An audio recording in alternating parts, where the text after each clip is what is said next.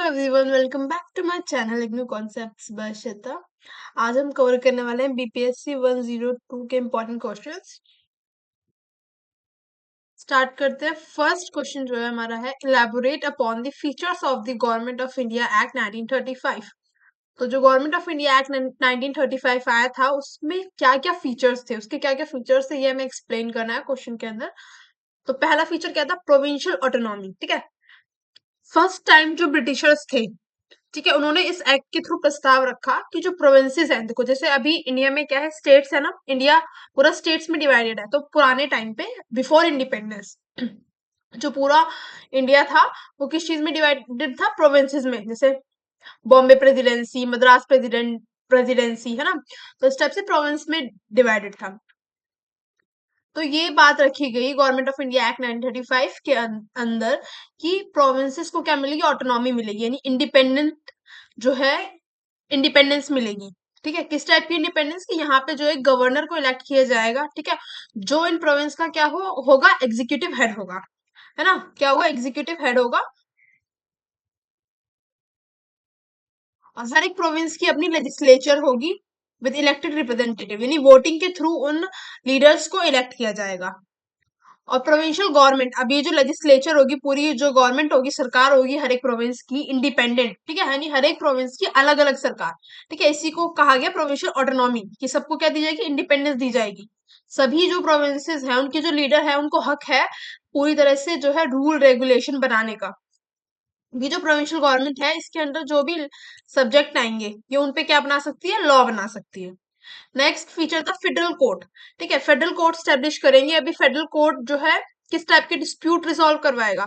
जो प्रोविंस और फेडरेशन के बीच में होंगे। प्रोविंस और फेडरेशन आप ऐसे समझ सकते हो जैसे अभी के टाइम पे क्या है, स्टेट और सेंटर। मान लो स्टेट की जो गवर्नमेंट है, ठीक है, उसके बीच में कोई विवाद हो, और सेंटर की जो गवर्नमेंट है बीजेपी, उसके बीच में कोई विवाद हो, तो कौन जो है रिजॉल्व कराएगा? Federal court. ऐसे ही उस टाइम पे प्रोविंस के बीच में जो भी प्रॉब्लम आए और फेडरेशन जो सेंटर है उसके बीच में कोई भी प्रॉब्लम आए तो कौन सॉल्व कराएगा? Federal court. ठीक है, नेक्स्ट है डिवीजन ऑफ पावर। तो तीन लिस्ट जो है प्रपोज की गई, फर्स्ट फेडरल, सेकंड प्रोविंशियल और थर्ड कॉन्करेंट लिस्ट। ठीक है, अब इन तीनों लिस्ट के अंदर बताया गया कि कौन सी गवर्नमेंट जो है क्या काम करेगी। ठीक है, फेडरल लिस्ट के अंदर जो है सेंट्रल गवर्नमेंट काम करती है और किस सब्जेक्ट्स पे रूल बनाती है? वो डिफेंस से रिलेटेड, फॉरेन अफेयर्स से रिलेटेड। ठीक है, प्रोविंशियल लिस्ट में प्रोविंशियल गवर्नमेंट काम करती है और किस टाइप के जो है सब्जेक्ट्स आते हैं? लैंड हो गया, इरिगेशन हो गया। ठीक है, थर्ड है कॉन्करेंट लिस्ट, जहां पर दोनों सेंटर और ये जो फेडरल प्रोविंशियल है ये दोनों मिलके जो है लॉ बनाते हैं, जैसे क्रिमिनल लॉ हो गया। नेक्स्ट बात की गई इसमें कि सेफ गार्ड फॉर माइनॉरिटीज, ये जो माइनॉरिटीज है इनको सेपरेट रिप्रेजेंटेशन मिलेगा। ठीक है, यानी कि जिस प्रोविंस में जिस जगह पर मुस्लिम ज्यादा है तो वहां से एक मुस्लिम लीडर होगा। ठीक है, सिख ज्यादा है तो वहां से सिख लीडर होगा। ठीक है, इस टाइप से बात की गई। Next, governors power. गवर्नर के पास क्या थी? स्पेशल पावर थी। ठीक है,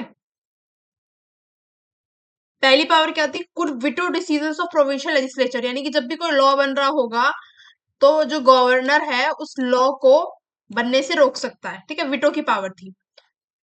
सेकंड क्या थी? Could act independently of minister in certain matter. ठीक है, यानी कि कुछ मैटर्स ऐसे हैं जहां पर गवर्नर अपनी चला सकता है। नेक्स्ट हम देखेंगे फेडरल गवर्नमेंट। ठीक है, यानी कि इसका प्रस्ताव तो रखा गया बट इसको इम्प्लीमेंट नहीं किया गया। तो फेडरल गवर्नमेंट में जो है प्रस्ताव रखा गया कि एक फेडरल गवर्नमेंट जो है क्या करते हैं? सेटअप करते हैं, स्टैब्लिश करते हैं, जहां पर रिप्रेजेंटेशन जो है दो लोगों को मिलेगा, प्रोविंसेस को भी और जो प्रिंसली स्टेट है। प्रिंसली स्टेट कैसे होते थे? जहां पर राजा महाराजाओं का रूल होता था। ठीक है, अब जब ये प्रस्ताव रखा गया तो जो जितने भी प्रिंसली स्टेट थे जहां पर किंग्स का रूल था, उन्होंने इस बात से सहमति देने के लिए मना कर दिया। ठीक है, तो इसलिए जो फेडरल गवर्नमेंट थी कभी भी स्टैब्लिश नहीं हो पाई। नेक्स्ट क्या है? Elections of 1937। ठीक है, इस एक्ट के बेसिस पे, ठीक है, इस एक्ट में ये भी प्रस्ताव रखा गया कि 1937 में क्या कराए जाएंगे? चुनाव कराए जाएंगे, इलेक्शन कराए जाएंगे, और इलेक्शन हुए भी। ठीक है, और कौन सी सरकार फॉर्म हुई? कांग्रेस फॉर्म हुई 8 प्रोविंसेस में। 8 प्रोविंसेस में कौन जीती? Congress. Next, continuity with colonial control. यानी कि बहुत से रिफॉर्म्स आने के बावजूद भी जो अल्टीमेट कंट्रोल था वो किसके हाथ में रहा, ब्रिटिशर्स के हाथ में ही रहा। ठीक है, ये पूरा जो गवर्नमेंट ऑफ एक्ट 1935 आया था ये इसीलिए आया था कि भाई जो इंडियन है, जो इंडिया के लोग हैं, उनको ऑटोनॉमी मिले, उनको थोड़ी आजादी मिले, वो जो है पॉलिटिक्स के अंदर आ पाए। ठीक है, बट इतना सब कुछ होने के बावजूद भी एंड में हमें क्या देखने के लिए मिलता है, ब्रिटिशर्स का ही रूल देखने के लिए मिलता है। नेक्स्ट हम देखेंगे evolution, evolution of Indian constitution, यानी कि इंडियन कॉन्स्टिट्यूशन कैसे इवॉल्व होता आया है 1885 से 1935 तक। ठीक है, तो पहला हमने देख लिया गवर्नमेंट ऑफ इंडिया एक्ट 1858। ठीक है, अब इस एक्ट में क्या हुआ, इस एक्ट में जो है पावर जो है ईस्ट इंडिया कंपनी से किसके पास चली जाती है, ब्रिटिश क्राउन के पास चली जाती है। ठीक है, यानी ईस्ट इंडिया कंपनी को इंडिया से भगा दिया जाता है। अब डायरेक्टली रूल किसका आ गया था इंडिया पे, ब्रिटिश क्राउन का, यानी ब्रिटिशर्स का डायरेक्टली।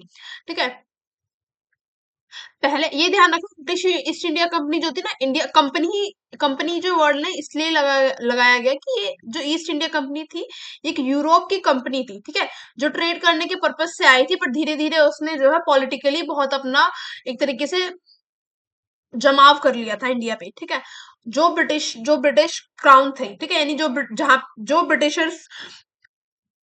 की जो सरकार थी वहां पर, ठीक है, उनको जो रूल कर रहे थे, ठीक है, वहां पे जो क्वीन थी या किंग थे ब्रिटेन में, ठीक है, उनको ये बात पसंद नहीं आई कि ये जो ब्रिटिश ईस्ट इंडिया कंपनी है ये अपना बहुत ज्यादा फायदा कर रही है, इसलिए ईस्ट इंडिया कंपनी को हटा दिया गया। ठीक है, और ब्रिटेन के जो रूलर थे वो डायरेक्टली रूल करने लगे इंडिया पे। ठीक है,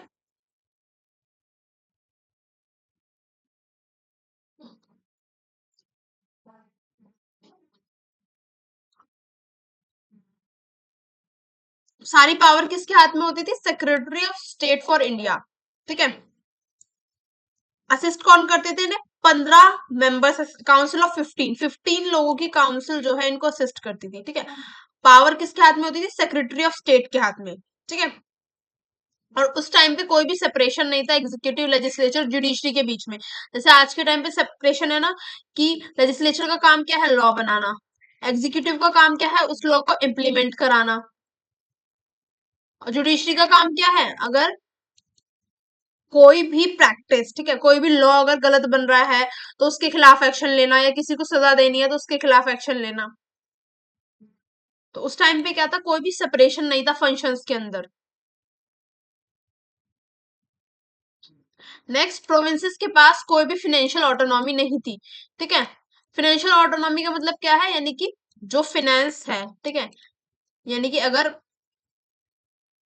कोई भी डेवलपमेंट कराना है, कुछ भी कोई भी प्रोसेस होना है किसी भी प्रोविंस के अंडर, तो वो किस पर डिपेंड थे पैसे के लिए, फंड के लिए, बेसिकली सेंटर पर। ठीक है, जो ब्रिटिश क्राउन था इसके ऊपर डिपेंड थे। ठीक है, अब फॉर एग्जांपल अगर एक रोड बनवानी है प्रोविंस के अंदर, तो वो किस पर डिपेंड होंगे, सेंटर के ऊपर। अगर सेंटर ने मना कर दिया नहीं बनेगी तो नहीं बनेगी। ठीक है, next is Indian council act 1909। Morley Minto reforms आए इस टाइम पे, इसको introduce a representative element for the first time. ठीक है, यानी कि सबसे पहले जो है रिप्रेजेंटेशन की बात की गई थी वो इसी एक्ट के तहत की गई थी। यानी कि पहले क्या होता था ना, जितने भी डिसीजंस होते थे वो कौन लेते थे, जो ब्रिटिश थे ना, जो ब्रिटिशर्स थे, उन्हीं के जो मेंबर्स थे, जो उन्हीं के लोग थे, वही सारे डिसीजंस लेते थे। इंडिया का कोई भी उस काउंसिल में या जो मीटिंग हो रही है उसमें नहीं होता था। ठीक है, तो इस एक्ट के थ्रू क्या मांगा गया, रिप्रेजेंटेशन मांगा गया, किसका, जो इंडियन लोग हैं उनका। ठीक है, लेजिस्लेटिव काउंसिल्स में। नेक्स्ट क्या बात की गई इसकी के तहत, कि सेपरेट रिप्रेजेंटेशन मिले जो अदर कास्ट है, जैसे मुस्लिम्स हो गए, ठीक है, सिख्स हो गए, क्रिश्चियंस हो गए, एंग्लो इंडियंस हो गए। नेक्स्ट है गवर्नमेंट ऑफ इंडिया एक्ट 1919, जहां पे हमें क्या देखने के लिए मिलता है कि डायरकी जो है इंट्रोड्यूस की गई। डायरकी का मतलब क्या है, कि सब्जेक्ट्स को डिवाइड किया गया इनटू ट्रांसफर्ड, ठीक है, एंड रिजर्व। यानी कि जो सब्जेक्ट जो है, यानी कि जो सब्जेक्ट हैंडल करेंगे मिनिस्टर, और कुछ सब्जेक्ट कौन हैंडल करेंगे, गवर्नर, इनको सेपरेट किया गया। यानी कि बताया गया है कि मिनिस्टर जो है इस बात पर बोल सकता है, और जो गवर्नर है, गवर्नर के अंदर ये चीजें आती है, तो दोनों का सेपरेशन किया गया। ठीक है, नेक्स्ट क्या, एक्सपेंड प्रोविंशियल ऑटोनॉमी, यानी कि जो प्रोविंसेस की ऑटोनॉमी थी उसको एक्सपेंड किया गया, बट तब भी कौन पावरफुल था, गवर्नर पावरफुल था। Next government of India act 1919, ये सेम ही बात हो गई, ठीक है, इसको काट देना यहाँ से। गवर्नमेंट ऑफ इंडिया एक्ट 1935 जो हम अभी देख चुके हैं, कि यहाँ पे कॉन्स्टिट्यूशनल रिफॉर्म की बात की गई, ठीक है, इंट्रोड्यूस की गई प्रोविंशियल ऑटोनॉमी की बात की गई, डिवाइड किया गया पावर को फेडरल प्रोविंशियल कॉन्करेंट लिस्ट में, एक फेडरल कोर्ट एस्टैब्लिश किया गया, माइनॉरिटीज के राइट्स की बात की गई, है ना। फेडरल गवर्नमेंट जो है प्रपोज की गई, बट वो कभी बनी नहीं, क्योंकि प्रिंसली स्टेट के जो भी राजा थे उन्होंने मना कर दिया था, एग्री नहीं हुए वो इस बात से। इलेक्शन कराया गया और कांग्रेस की जीत हुई। ठीक है, मैं एक बार फिर से इसको रिवाइज करा देती हूँ, क्योंकि एक्ट वगैरह याद करने में ना बहुत प्रॉब्लम आती है। एक सेकेंड। तो फर्स्ट है हमारा गवर्नमेंट ऑफ इंडिया एक्ट 1858। इसमें बस हमें याद रखना है कि ईस्ट इंडिया कंपनी को अबॉलिश कर दिया गया और यहाँ से पावर किसके हाथ में चली गई, ब्रिटिश क्राउन के हाथ में चली गई। ठीक है, नेक्स्ट हमें याद करना है, जो सारी पावर थी इस टाइम पे किसके हाथ में थी, सेक्रेटरी ऑफ स्टेट के हाथ में थी। ठीक है, सेक्रेटरी ऑफ स्टेट को असिस्ट करती थी काउंसिल, जिसमें 15 मेंबर्स थे। ठीक है, नेक्स्ट बात हमें याद रखनी है कि सेपरेशन नहीं था कोई भी फंक्शंस के बीच में, एग्जीक्यूटिव, लेजिस्लेटिव और जुडिशरी के बीच में, जैसे कि आज के टाइम पे है। ठीक है, प्रोविंसेस के पास कोई भी फाइनेंशियल ऑटोनॉमी नहीं थी। नेक्स्ट हमें इंडियन काउंसिल एक्ट 1909 याद रखना है, फिर गवर्नमेंट ऑफ इंडिया एक्ट 1919, और ये काट देना है, ऐसे सेम टाइप हो गया है। Next government of India act 1935 में आपको बताई चुकी। नेक्स्ट है, ये क्वेश्चन जो है ना यहाँ पे थोड़ा गलत हो गया, यहाँ पे मेथड ऑफ कंपैरिजन नहीं आएगा, यहाँ पे आएगा explain the philosophical premises that shape the vision of the constitution. ठीक है, यहाँ पर एक्सप्लेन लगा लेना, एक्सप्लेन, यहाँ पे आएगा एक्सप्लेन दी। ठीक है, यहाँ से लेके यहाँ तक ये क्वेश्चन है। तो ये हो गया आपका इंट्रोडक्शन, उसके बाद मेन पॉइंट्स की बात करते हैं। पहला, रिप्रेजेंटेटिव एंड डाइवर्स कैरेक्टर, यानी कि जो हमारा कॉन्स्टिट्यूशन था, ठीक है, जो हमारे कॉन्स्टिट्यूशन को बनाया गया, ठीक है, तो उस टाइम पे एक पूरी कॉन्स्टिट्यूंट असेंबली का गठन किया गया कि भाई ये मेंबर जो है मिलके कॉन्स्टिट्यूशन बनाएंगे। फादर ऑफ इंडियन कॉन्स्टिट्यूशन कौन है, doctor B are Ambedkar.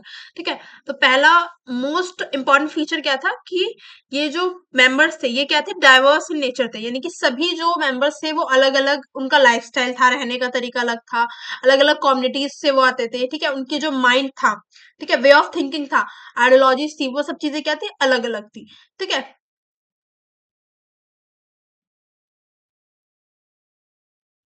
Madhav खोसाला ने क्या बोला है कि जो पूरी कॉन्स्टिट्यूंट असेंबली थी वो रिप्रेजेंट करती थी डाइवर्सिटी, है ना, यानी अलग अलग तरीके के लोग।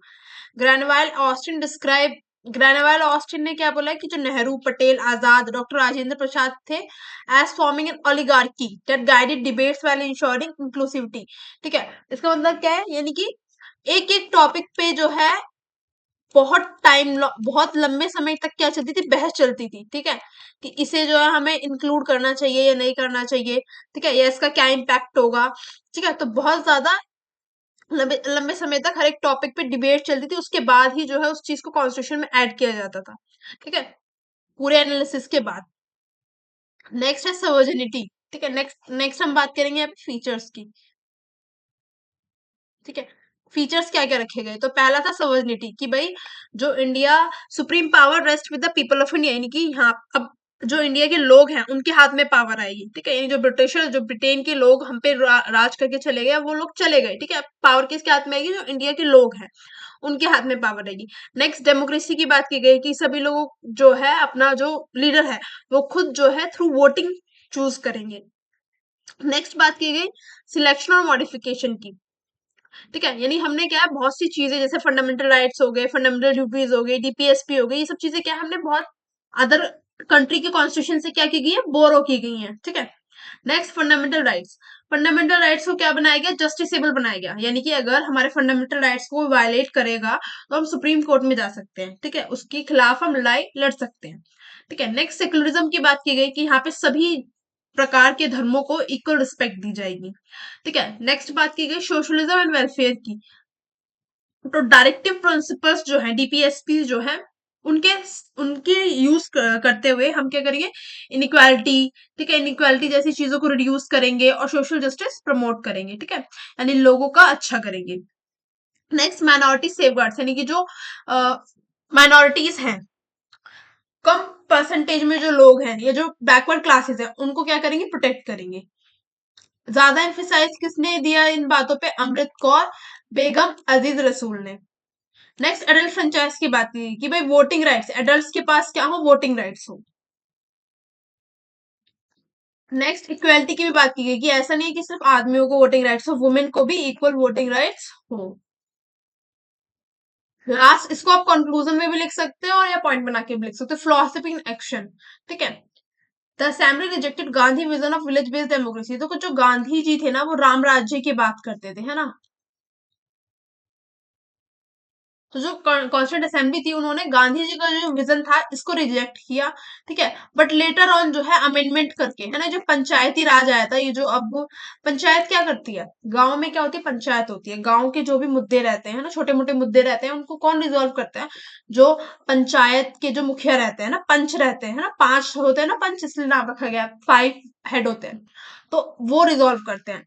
ठीक है। नेक्स्ट क्या है, Jawaharlal Nehru described the assembly as a psychological revolution, marking a break from colonial rule and creating a new democratic identity। कि कैसे हमने, जवाहरलाल नेहरू का कहना यह था कि कैसे हमने जो कॉलोनियल रूल था उससे फाइट बैक किया और अपनी एक अलग डेमोक्रेटिक आइडेंटिटी बनाई। ठीक है। और जो हमारी इंडिया है ना, हमारी इंडिया की डेमोक्रेसी है ना, एक लार्जेस्ट एग्जाम्पल है पूरे वर्ल्ड के लिए कि जब से हमारा देश आजाद हुआ है तब से अब तक जो है ऐसी सिचुएशन नहीं आई है, हम हमारी जो कंट्री है वो डेमोक्रेटिक रूल से ही गवर्न होती आ रही है। नेक्स्ट क्वेश्चन है फीचर्स ऑफ प्रियम्बल। तो ये आप लिखोगे इंट्रो में। ठीक है। इंट्रो के बाद पहला है source of authority, declares that the constitution derives authority from we the people of India. ठीक है।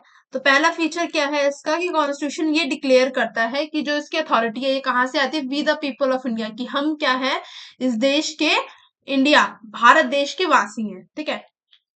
नेक्स्ट फीचर क्या है, नेचर ऑफ द स्टेट। पहली चीज बात की गई है सबवर्जन की। सबवर्जन का मतलब ये है कि जो हमारा इंडिया है ना, जो हमारी कंट्री है, उसको किसी अदर कंट्री के कंट्रोल की या इन्फ्लुएंस की नीड नहीं है। ठीक है। हमारा देश जो है सक्षम है अपने देश की के लिए डिसीजंस खुद लेने में। जैसे कि अभी करंट में गवर्नमेंट कौन सी, बीजेपी है। ठीक है। प्राइम मिनिस्टर कौन है, नरेंद्र मोदी है। तो हमारे इंडिया के लिए जो भी डिसीजंस है वो कौन लेंगे, हमारे पीएम लेंगे। ठीक है। ना कि किसी और देश के पीएम आके उन्हें कुछ भी बताएंगे। तो हमारा देश एक सर्वजन कंट्री है, हम अपने जो खुद देश के डिसीजन है वो खुद ले सकते हैं। नेक्स्ट सोशलिस्ट, कि इनइक्वालिटी रिड्यूस करेंगे, है ना, वेलफेयर करेंगे लोगों का। थर्ड सेक्युलर, सभी रिलीजन को इक्वल रिस्पेक्ट करना। ठीक है। फोर्थ डेमोक्रेटिक, कि इलेक्टेड रिप्रेजेंटेटिव होंगे, वोटिंग होगी। ठीक है। पूरा प्रोसेस होगा तब जो है लीडर्स को इलेक्ट किया जाएगा। सेकेंड रिपब्लिक, ठीक है, head of state is elected not hereditary, यानी जो स्टेट का हेड होगा वो इलेक्टेड होगा, जैसे प्राइम मिनिस्टर क्या होता है, इलेक्टेड होते हैं, है ना। Objectives of the constitution, objective क्या है कॉन्स्टिट्यूशन के, पहला इंश्योर जस्टिस। ठीक है। यानी कि सबको क्या मिलेगी, न्याय मिलेगा।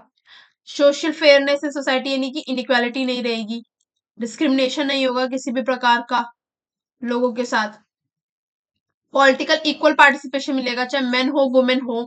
ठीक है। वो वोटिंग वोटिंग राइट्स है सभी के पास। ठीक है। प्लस अगर सरकार कुछ भी रॉन्ग डूइंग कर रही है, सरकार कोई गलत स्कीम बना रही है, सरकार कुछ गलत लॉ लेके आ रही है, तो सभी लोगों के पास क्या है, राइट है सरकार के खिलाफ बोलने का।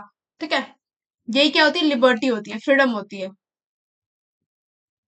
Promotes equality, equal status and opportunity for all citizen, यानी कि सभी लोगों के लिए एम्प्लॉयमेंट प्रोवाइड कराना। ठीक है। अपोज फ्रेटर्निटी, फ्रेटर्निटी का मतलब होता है एक भाईचारे की भावना, कि हम इस देश के वासी वासी हैं, है ना, हमारा क्या कर्तव्य है अपने देश के प्रति। ठीक है। नेक्स्ट लास्ट पॉइंट हम इसमें देखेंगे क्या क्या अमेंडमेंट हुए प्रेमबल में। ठीक है।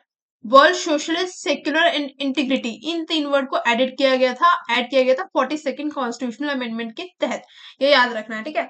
कौन कौन सा word, first is socialist, secular, integrity. क्यों ऐड किया गया था, इसलिए ऐड किया गया था क्योंकि ये तीनों वर्ड क्या चीज दर्शाते हैं, सोशल जस्टिस दर्शाते हैं। ठीक है। रिलीजियस न्यूट्रलिटी न्यूट्रलिटी दर्शाते हैं, मतलब कि सभी जो धर्म है वो क्या है, एक समान है। ठीक है। और हमको नेशनल यूनिटी की तरह रहना चाहिए, हमें हम सब लोग देशवासियों को एक होके रहना चाहिए, है ना।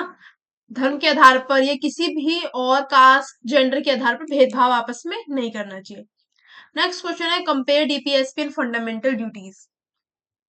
तो सबसे पहले हम बताएंगे कि कॉन्स्टिट्यूशन ऑफ इंडिया क्या है, बैलेंस करता है फंडामेंटल राइट्स, जो कि किस पार्ट में है, थर्ड में, ये याद रखना है कौन से पार्ट में, थर्ड में। डीपीएसपी किस में है, पार्ट फोर्थ में, ठीक है। नेक्स्ट हम बताएंगे, अब बताएंगे कि फंडामेंटल राइट्स के अंदर क्या क्या आते हैं, ठीक है। फंडामेंटल राइट्स इंश्राइन आर्टिकल 12 से लेके 35 तक, ठीक है। फंडामेंटल राइट्स के अंदर किस टाइप के राइट्स आते हैं, civil, political, cultural rights. Example क्या, राइट टू इक्वालिटी हो गया जो 14 आर्टिकल 14 से लेके 18 तक आता है। राइट टू फ्रीडम हो गया, आर्टिकल 19 टू 22 के अंदर आता है, ठीक है। राइट अगेंस्ट एक्सप्लोटेशन हो गया, राइट टू कॉन्स्टिट्यूशनल रेमेडीज हो गए, ये सब आपको याद करने पड़ेंगे, ठीक है। नेक्स्ट इंपॉर्टेंट क्या है इसमें कि it is enforceable by court, citizen can directly approach the judiciary. यानी कि अगर किसी सिटीजन के फंडामेंटल राइट्स को हार्म किया जाएगा या वायलेट किया जाएगा तो सिटीजन सक्षम है कोर्ट को अप्रोच करने में, ठीक है। नेक्स्ट क्या है, डीपीएसपी। डीपीएसपी इंश्राइन है आर्टिकल 36 से लेके 51 तक, ठीक है। और ये क्या प्रोवाइड करते हैं, social economic and welfare goals for state, ठीक है। देखो डीपीएसपी क्या है, एक तरीके से जैसे हमारी बुक के अंदर इंडेक्स होता है ना पूरा, उसमें चैप्टर्स दिए होते हैं, तो डीपीएसपी ऐसे ही इंडेक्स है स्टेट के लिए, ठीक है। स्टेट कभी भी कोई स्कीम बनाएगा, पॉलिसी बनाएगा, तो पहले उन्हें डीपीएसपी देखनी पड़ेगी, ठीक है, कि हम जो है इनके अगेंस्ट तो नहीं जा रहे हैं, ठीक है। डीपीएसपी जो है जैसे इंडेक्स में होते हैं ना चैप्टर्स, ऐसी डीपीएसपी क्या है, गोल्स हैं, ठीक है, जिनको हर एक स्टेट को अचीव करना होता है।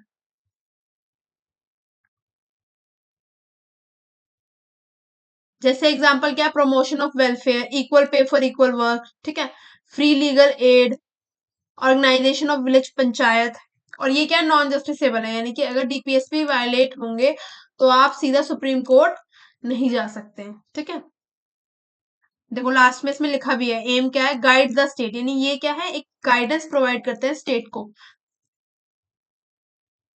ठीक है।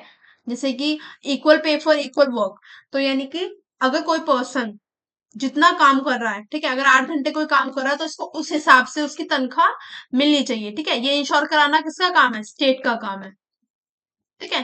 तो इस टाइप से ये क्या होता है, गोल्स होते हैं जिनको अचीव करना किसका काम है, स्टेट का काम है।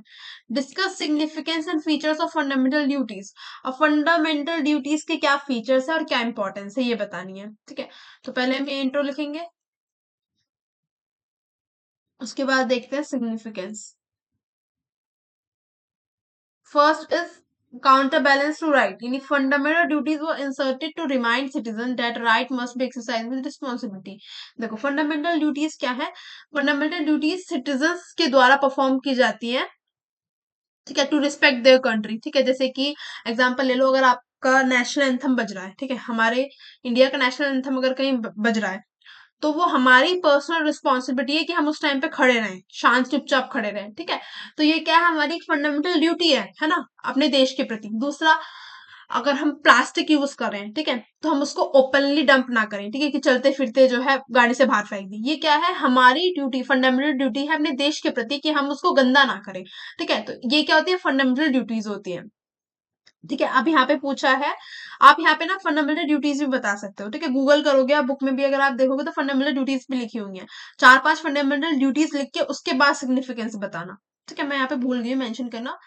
तो पहला क्या है, काउंटर बैलेंस टू राइट, ठीक है। तो ये इसलिए बनाई गई कि जो राइट्स हैं, है ना, अब दे हमारे पास तो राइट्स आ गए, ठीक है, बट हमारी भी तो कुछ ड्यूटी होनी चाहिए ना अपनी कंट्री के प्रति, ठीक है, कुछ रिस्पॉन्सिबिलिटी होनी चाहिए, तो इसलिए इनको बनाया गया बैलेंस करने के लिए राइट्स के साथ। नेक्स्ट, नेशनल इंटीग्रेशन की ड्यूटीज, जैसे कि अपने कॉन्स्टिट्यूशन को रिस्पेक्ट करना, नेशनल फ्लैग को रिस्पेक्ट करना, एंथम को प्रमोट करना, ये सब क्या है, एकता बढ़ाता है, ठीक है। नेक्स्ट, डेमोक्रेटिक डिसिप्लिन क्या है कि फंडामेंटल ड्यूटीज क्या करती है, इनकरेज करती है सिटीजन्स को कि वो डेमोक्रेसी को बनाए रखें, ठीक है, by protecting public property as well as avoiding violence, ठीक है, वायलेंस ना करें। Next is moral obligation. Moral obligation क्या है, क्योंकि ये नॉन जस्टिसेबल है, they serve as moral guidelines, ठीक है। ये क्या है, गाइडलाइंस है जो सभी के माइंड में होनी चाहिए, ठीक है। और जितने भी रिस्पॉन्सिबल सिटीजन है ना, वो इस चीज को फॉलो करते हैं, ठीक है। जैसे कि अगर हमारा कहीं नेशनल फ्लैग पड़ा हुआ है रास्ते में, आपने देखा होगा कि 26 जनवरी वाले दिन कितने पड़े होते हैं, ठीक है। मैं खुद उठा के रखती हूँ, ठीक है। नेक्स्ट, एनवायरमेंटल कल्चरल प्रोटेक्शन, ठीक है। सभी के कल्चर को रिस्पेक्ट करना, ठीक है। अपने एनवायरमेंट, आसपास के वातावरण को साफ रखना, ये भी क्या है, हमारी एक फंडामेंटल ड्यूटी है। नेक्स्ट हम देखेंगे फीचर्स क्या है। constitutional basis incorporated in part 4th A article 51A by the 42nd amendment act, यानी कि इनको ऐड किया गया था थ्रू 42nd अमेंडमेंट एक्ट 1976 में, ठीक है। पहला फीचर तो ये है। नेक्स्ट हमें देखना है नंबर ऑफ ड्यूटीज। इनिशियली पहले 10 थी, ठीक है, लेटर इसको 11 कर दिया गया बाय 86 अमेंडमेंट एक्ट, ठीक है। क्या ऐड किया गया है इसमें कि एजुकेशन, ठीक है, यानी जो पढ़ाई है 6 से 14 साल के बच्चे के लिए क्या कर दी गई है, compulsory. Next is non justiciable, यानी कि इनके लिए आप कोर्ट में अपील नहीं कर सकते हो, ठीक है। यूनिवर्सल एप्लीकेशन का मतलब क्या है, ये सभी लोगों पे एप्लीकेबल है, चाहे कोई गुजरात में रहता हो, चाहे कोई नॉर्थ में रहता हो, चाहे कोई साउथ में, चाहे कोई ईस्ट में, चाहे कोई वेस्ट में, ठीक है। चाहे कोई किसी भी कास्ट से आता हो, ठीक है, कोई भी रिलीजन हो, सभी लोगों के लिए क्या है, सेम है ये। अब इनको हमने बोरो कहाँ से किया है, यूएसएसआर के कॉन्स्टिट्यूशन से बोरो किया है।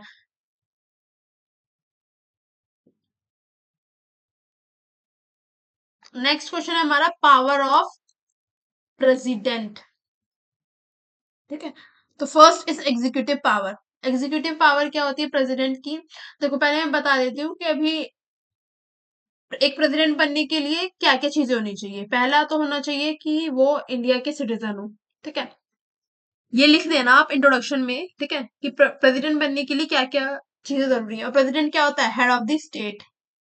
हेड ऑफ द स्टेट कौन होता है, प्रेसिडेंट होता है। ये दो लाइन लिख देना, head of the state president होता है। और एक प्रेसिडेंट बनने के लिए इंडिया में क्या जरूरी है, इंडिया का नागरिक होना जरूरी है, ठीक है। एज वेल एज जो प्रेसिडेंट है वो क्या होता है, कमांडर भी होते हैं, किसके, डिफेंस फोर्सेस के, ठीक है, सुप्रीम कमांडर होते हैं। ये भी आप इंट्रोडक्शन में लिख सकते हो। और अभी करंट में कौन है, ये मुझे कमेंट करके बताओगे आप लोग, प्रेसिडेंट कौन है करंट में, ठीक है। उनका नाम भी लिखना, इंट्रोडक्शन अच्छा लगेगा।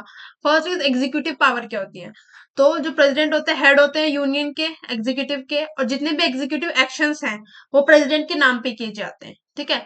अब क्या होता है एग्जीक्यूटिव एक्शन, जैसे कि अपॉइंटमेंट हो गया प्राइम मिनिस्टर का, ठीक है, अदर मिनिस्टर का अपॉइंटमेंट हो गया, गवर्नर हर स्टेट के अपॉइंट कौन करता है, प्रेसिडेंट। अटॉर्नी जनरल हो गया, कंट्रोलर हो गया, ऑडिटर जनरल हो गया, एम्बेसडर्स हो गए, इन सबको कौन अपॉइंट करता है, प्रेसिडेंट, ठीक है। जैसे कि मैंने आपको भी बताया कि सुप्रीम कमांडर होते हैं डिफेंस फोर्सेस के, कौन, प्रेसिडेंट। और जितने भी चीफ्स हैं, आर्मी, नेवी, एयरफोर्स, इनके जो चीफ्स हैं उनको कौन अपॉइंट करता है, प्रेसिडेंट अपॉइंट करते हैं, ठीक है। प्रेसिडेंट के पास ये भी अधिकार है कि वो किसी भी टाइप की इंफॉर्मेशन जो है प्राइम मिनिस्टर से, अदर मिनिस्टर से मांग सकते हैं, ठीक है। पहली पावर तो ये हो गई। नेक्स्ट जुडिशियल पावर क्या होती है, जितने भी मेन जजेस हैं सुप्रीम कोर्ट के और हाई कोर्ट के, उनको कौन अपॉइंट करता है, प्रेसिडेंट अपॉइंट करता है, ठीक है।